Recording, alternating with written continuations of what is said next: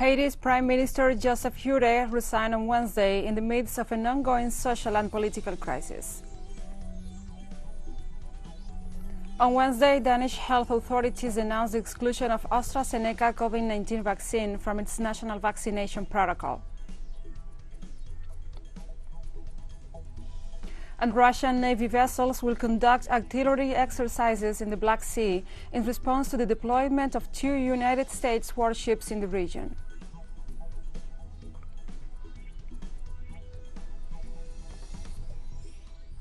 From the headquarters of TeleSUR English in Havana, Cuba, this is from the south. I'm Gladys Quesada. Haiti's Prime Minister Joseph Jourès resigned on Wednesday in the midst of an ongoing social and political crisis. Thousands of Haitians have been taken to the streets in recent weeks demanding the president's resignation. President Jovenel Moïse accepted Jourès' resignation and announced that the current Foreign Minister, Claude Joseph, will take over as Prime Minister. In his message, Jourès did not inform the reasons of quitting the post, which he took over past March. The opposition does not recognize the Moïse legitimacy, those whose term in office officially concluded in February. Moïse is attempting to draft a new constitution, a proposal widely rejected by massive street protests.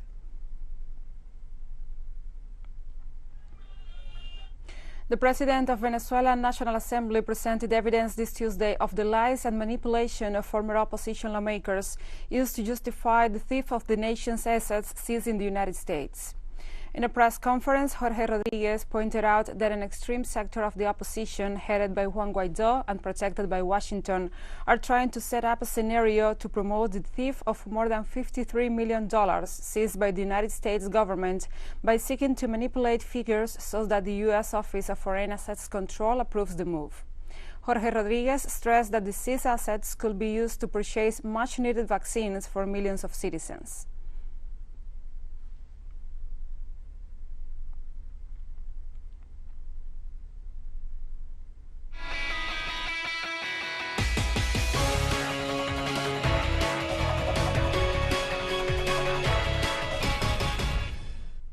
And Ecuadorians reacted to President-elect Guillermo Lasso's pledge to vaccinate 9 million people against COVID-19 in the first 100 days of his government. What we ask is the new president, Guillermo Lasso, is that he fulfills those 100 days of coronavirus vaccination, a promise made by Lasso. For example, I am already an old man, but I am not on the list of people to be vaccinated, so I would ask him to comply. The main thing is to comply, sir, not just words, but compliance. COVID-19 cases continue increasing at a national level. Currently, in Ecuador, more than 328,000 cases are officially registered. But we know that this number is far from reality. We have observed that excess deaths have already exceeded 50,000 so far since the pandemic. In recent weeks, the famous RT, the effective reproductive number, which is the basic number of reproduction, has risen in more or less 60 of the 221 municipalities of Ecuador, which shows that the pandemic is worsening. Vaccination against COVID-19 in 100 days will be one of the greatest solutions he, the newly elected president, can give to the pandemic problem that is killing so many people, taking so many lives, people who have nothing to do with the poverty that plagues them. If the president complies with his proposals and his goals, Ecuadorians will be immensely grateful. In Colombia, the dead bodies of at least 3 people have been identified in a new massacre in the department of Nariño. The deceased were identified as Gabriel Montaño Quiñones, Dioyo Martín Peralta Vázquez, and Eider Elicio Prado, who had been missing since April the 6th, when they traveled to a sector of the municipality of Tumaco to carry out agricultural work. Police authorities reported that the bodies were found with gunshot wounds. Local residents pointed to the existence of armed groups and criminal gangs that are disputing control of the territory. The Institute for Development and Peace Studies reported that the latest violent incident was the 28th massacre registered in the country so far this year. In the United States, the police officer who fatally shot 20-year-old black man down to right during a traffic stop in the Minneapolis suburb of Brooklyn Center has resigned, together with the city's police chief. Brooklyn Center Mayor Mike Elliott announced the resignations in a press conference this Tuesday. Kim Potter, a 48-year-old officer and a 26-year veteran of the department, submitted her letter of resignation on Tuesday morning. The mayor noted she had not been asked to resign. Police Chief Tim Gannon also resigned on Tuesday. Meanwhile, City Manager Kurt Bogany was fired after they disagreed with the mayor that the officer responsible for Wright's death should be dismissed. Protesters gathered for a third night in Brooklyn Center this Tuesday as the latest police killing of a black unarmed man further fueled the tensions in a U.S. city already on the edge because of the George Floyd murder trial. In the United States, prosecutors rested their case on Tuesday at the murder trial of former Minneapolis police officer Derek Chauvin after 11 days of testimony. As part of the case, a huge amount of video depicting George Floyd's final moments was played to the jury, including bystander footage and police body camera video showing how Chauvin held his knee to Floyd's neck for over 9 minutes. Medical experts testified that Floyd died of a lack of oxygen because his breathing was constricted as he was held down on his stomach with his hands cuffed behind his back and his face jammed against the ground. The defense has begun representing this case, arguing that Floyd died because of his illegal drug use and a heart condition, and not because Chauvin pinned him to the pavement. The defense is expected to finish representing this case this week.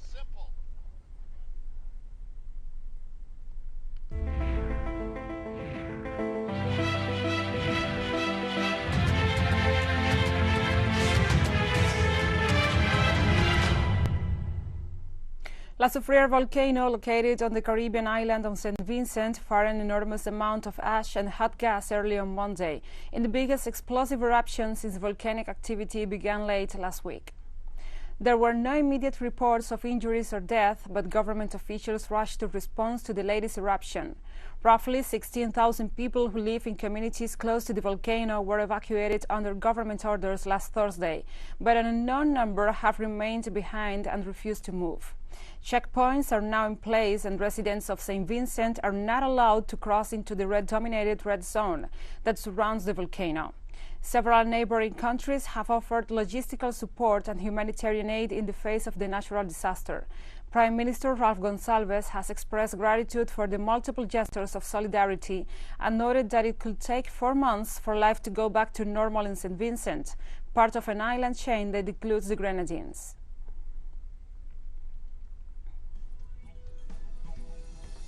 And we'll be right back after this very short break, so don't go away.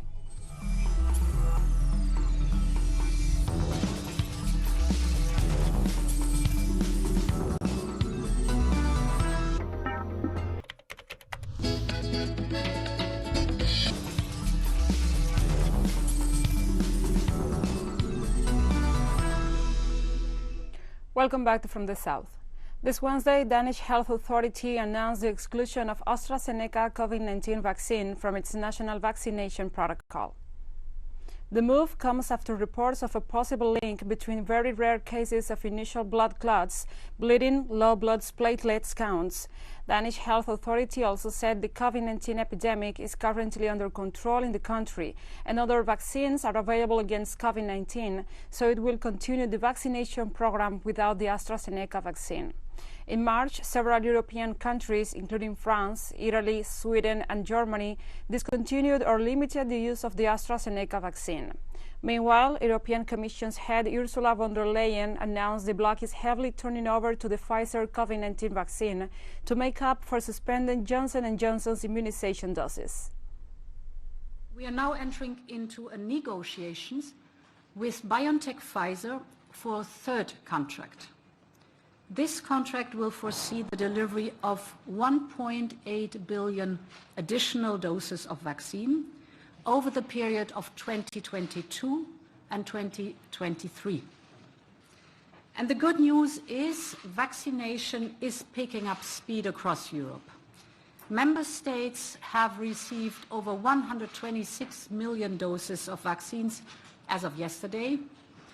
And I'm happy to say that today we have reached the 100 million vaccinations in the European Union. This is a milestone that we can be proud of. United States health authorities have called to pause the administration of the Johnson & Johnson COVID-19 vaccine after 6 women reported blood clots after receiving the shot. The alleged incidents coincide with similar events in Europe involving the AstraZeneca coronavirus vaccine. The U.S. Food and Drug Administration issued a joint statement alongside the Centers for Disease Control and Prevention, explaining that the events occurred between 1 and 2 weeks after the vaccine was administered. The recipients of the jab that developed the blood clots were women aged between 18 and 48. Nearly 7 million people in the United States have received Johnson & Johnson's shots so far, according to data from the Centers for Disease Control and Prevention.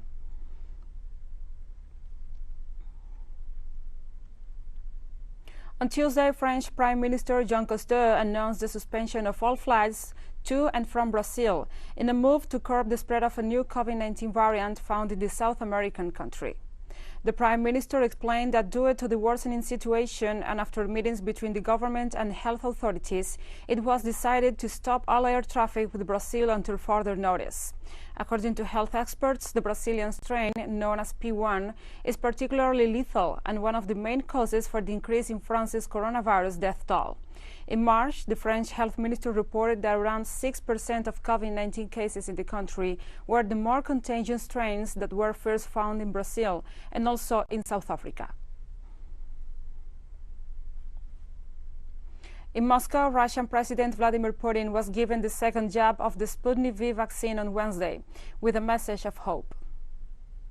It will retreat soon. In particular, thanks to the vaccination, which we actively provide in the country, I would like to inform you that just before entering this hall, I have got the second shot too, and I hope everything will be alright.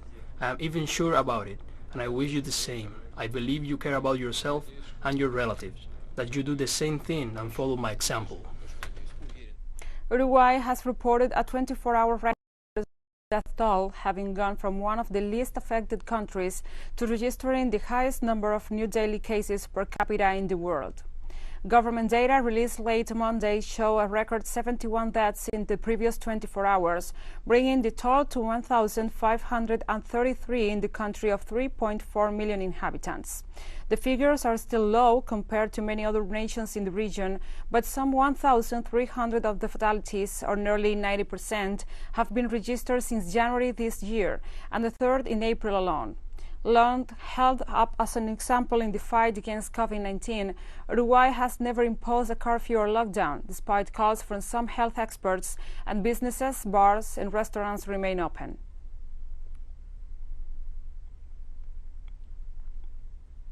In Paraguay, where hospitals have been overwhelmed for weeks, the coronavirus pandemic has reached its most deadly moment so far. Health authorities have warned that the record number of COVID-19 related fatalities could continue to rise. What hurts the most is to hear that there are people who still don't believe in this disease. That's what hurts the most. That they tell you that it doesn't exist when you are suffering the opposite here. Families destroyed day by day, desperate to get a bed, to get support for their relatives or no. They do not get it. We are over capacity, despite being the largest hospital in the country. We are being overwhelmed by COVID. So far, we are not seeing citizens collaborating with us regarding the use of the mask, social distancing, and fundamentally by complying with the protocols. We are all going through very complicated situations. We hear from friends, relatives, neighbors, who do not have medication, that there is not good care. The Colombian President Iván Duque announced on Tuesday that the cities of Bogotá, Medellín, Santa Marta and Barranquilla will be in lockdown over the weekend in an attempt to halt the advance of a third wave of the COVID-19 pandemic. In the case of Bogotá and Medellín, the lockdown will be implemented from Thursday at midnight. As a result of the measures, only people working in essential sectors such as health or food will be allowed to go out, and only one person per family will be allowed to go out to buy food, medicines or basic goods. Since the end of March, authorities have imposed and tightened nighttime restrictions in an effort to tackle a new coronavirus outbreak. However, COVID-19 infections and fatalities have continued to rise. Since the first case of was detected in March 2020, the country has registered almost 2.6 million infections and over 66,000 deaths.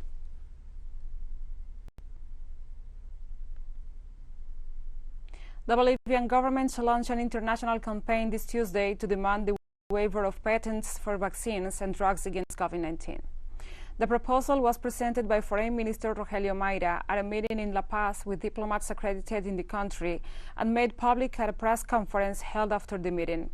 The Foreign Minister noted that there are dozens of pharmaceutical companies around the world that are in a position to manufacture vaccines, but they cannot do so because of intellectual property rights. He stressed that faced with such a serious emergency for humanity, any obstacle must be overcome so that vaccines can be manufactured in all parts of the world to ensure equitable access that guarantees global action against the disease is effective.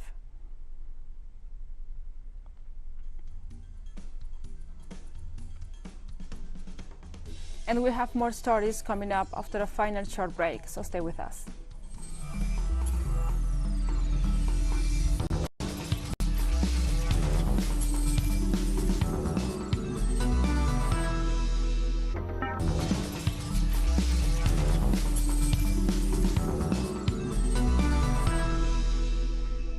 Welcome back from the south. Russian Navy vessels will conduct artillery exercises in the Black Sea, the government announced on Wednesday, in response to the deployment of 2 United States warships in the region. Tensions is growing along the Ukrainian-Russian border and the Crimean Peninsula. Russian Deputy Foreign Minister Sergei Ryabkov demanded Washington to stay away from the Crimea and its Black Sea coast.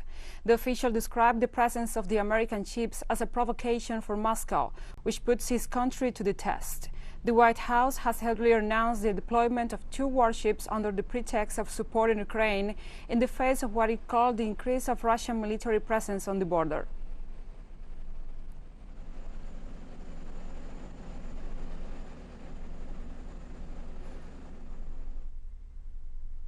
The Western military alliance NATO is threatening international peace and security by massing troops on the Ukrainian border with Russia, Cuban Foreign Minister Bruno Rodriguez alerted Wednesday in his Twitter account.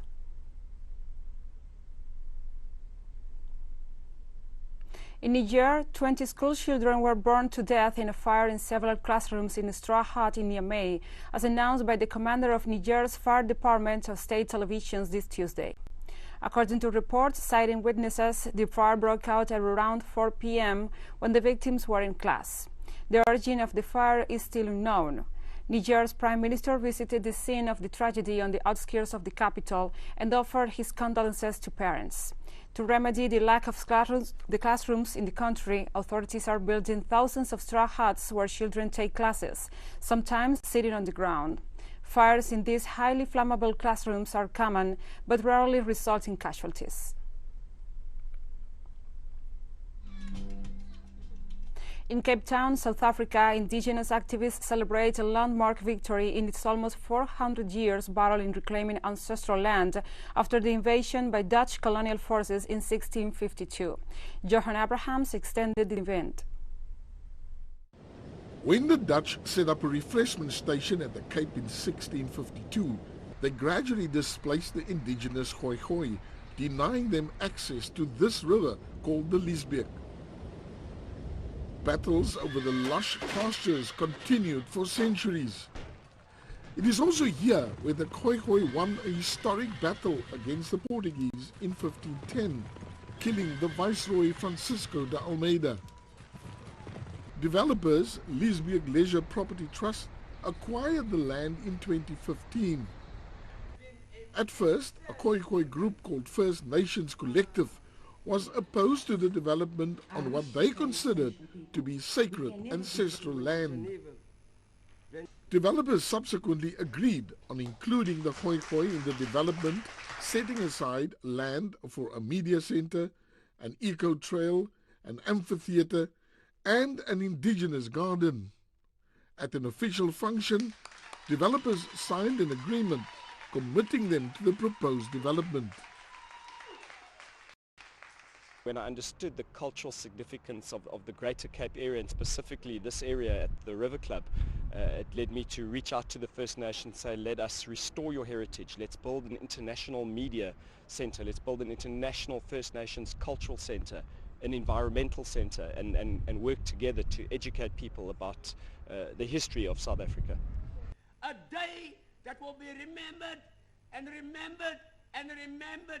Khoi leader Zenzile Khoisan calls it a historic occasion. It's a significant and watershed victory that has been achieved today, because it marks the right of return. It marks the space at which we walk away from the space where we were disassociated from the lands of our ancestors, and we have returned.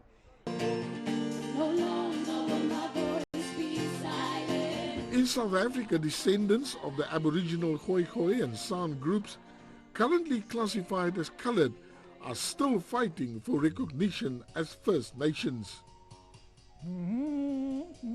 The developers say the project will bring significant financial stimulus to the city, creating over 6,000 direct jobs and an increase in economic activity. Johan Abrams in Cape Town for TeleSUR. Somalia's lower house of parliament on Monday voted to extend the president's mandate for 2 years, after months of deadlock over the holding of elections in the fragile nation.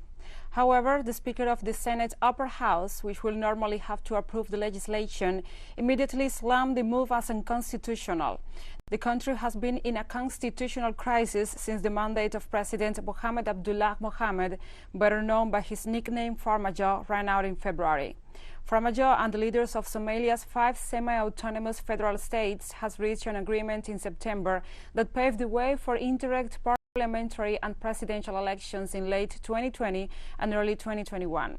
But it fell apart as arguments erupted over how to conduct the vote, and multiple rounds of talks have failed to break the impasse between Mogadishu and the states. Farmajo's bid to extend his mandate goes against the calls of the international community, which has urged for immediate elections to be held. Almost 1 million people face severe hunger in northern Mozambique, where hundreds of thousands have fled Islamist militant attacks, the United Nations Food Agency said on Tuesday. The World Food Programme noted in the briefing that 950,000 people are now hungry in Mozambique and appealed to donors for $82 million to confront the crisis. The appeal came a day after Mozambique's National Institute for Disaster Risk Management and Reduction said it needed $126 million to help those fleeing violence in the gas-rich Cabo Delgado province, which recently saw an attack in Palma town. UNICEF said it was currently caring for more than 200 displaced children whose parents could not be found.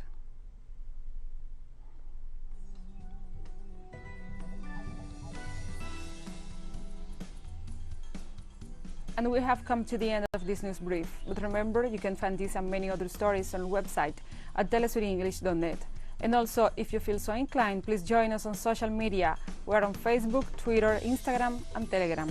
For TeleSUR English, I'm Gladys Quesada. Thank you for watching.